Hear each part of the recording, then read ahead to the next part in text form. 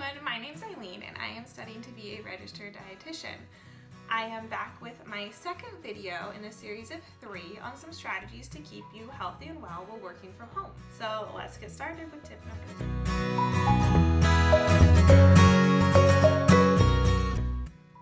The next strategy for staying healthy and well while working from home is staying active.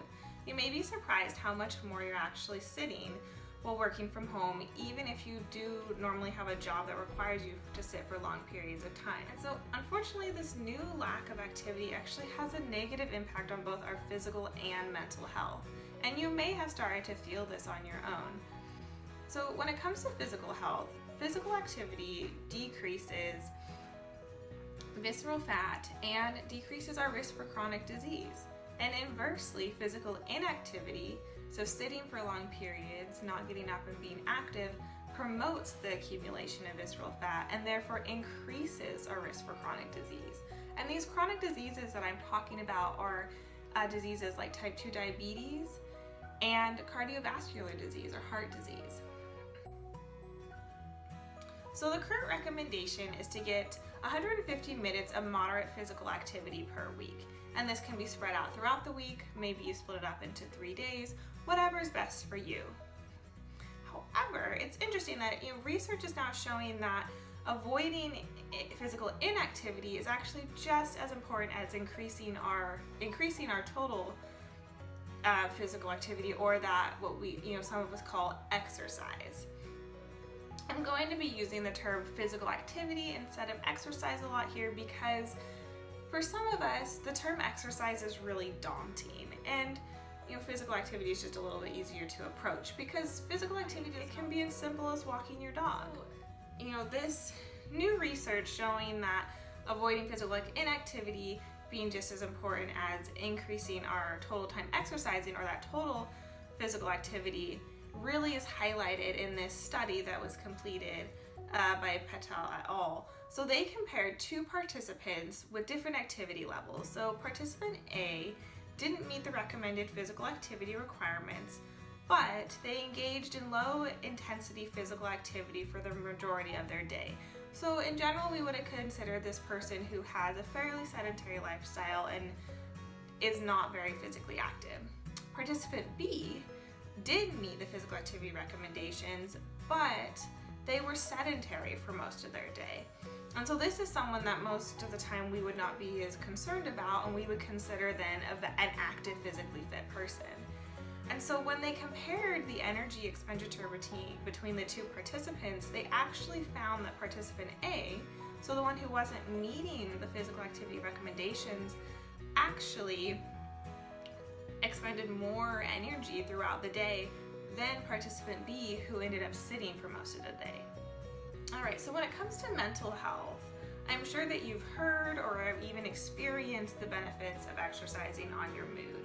And so there are various reasons why physical activity can benefit your mental health, and it ranges from the physiological mechanisms to the simple satisfaction of mastering a skill or reaching a goal. So physical inactivity has actually been linked to higher rates of depression and depressive symptoms.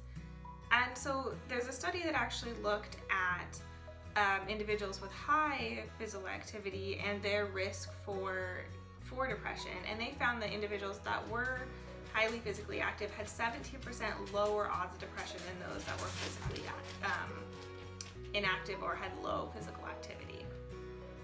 So now that we know how important physical activity is to our health, you may be wondering, well, since I do work from home, I can't get out, what can I do? And one really simple solution to that are desk exercises. I'm going to show you 5 exercises that you can do easily at your desk. Let's take a look at them. Our first exercise is calf raises. To do these, stand with your feet hip distance apart and place your hands on your hips.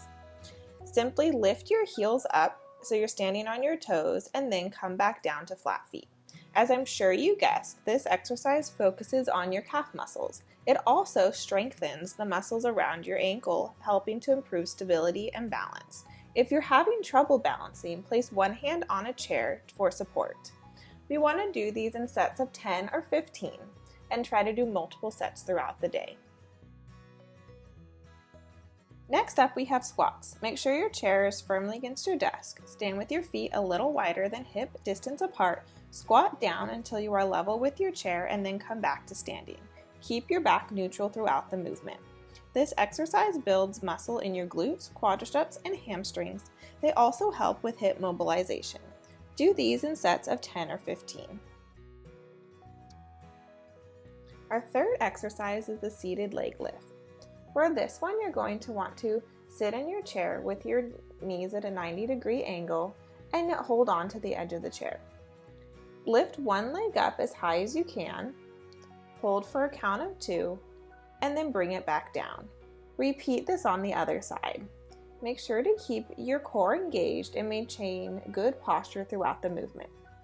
This exercise targets your quadriceps as well as working on your core.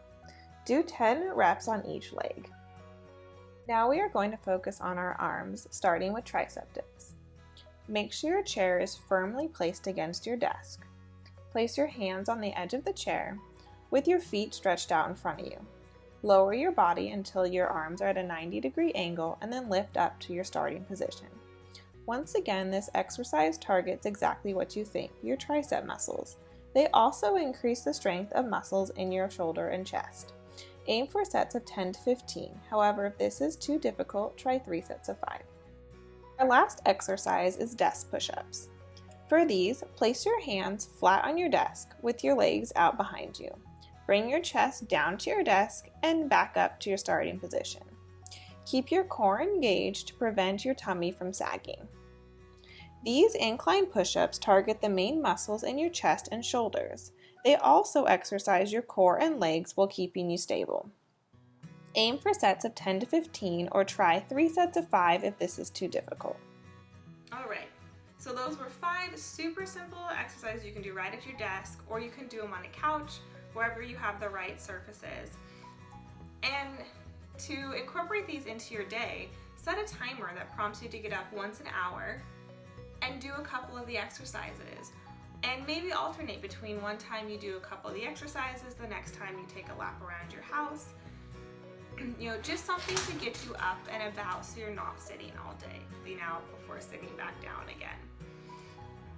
Alright guys, so as you can see, physical activity or getting around and moving is really essential for both our physical and mental health. And keeping our physical and mental health is exactly what we need to do to stay well during this quarantine time if you're working from home.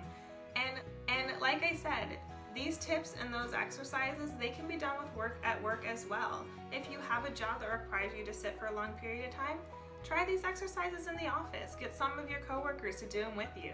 These tips are not only for quarantine. They are things you can use to keep a healthy lifestyle in the long term. Alright guys, I'll see you in the next video. Bye.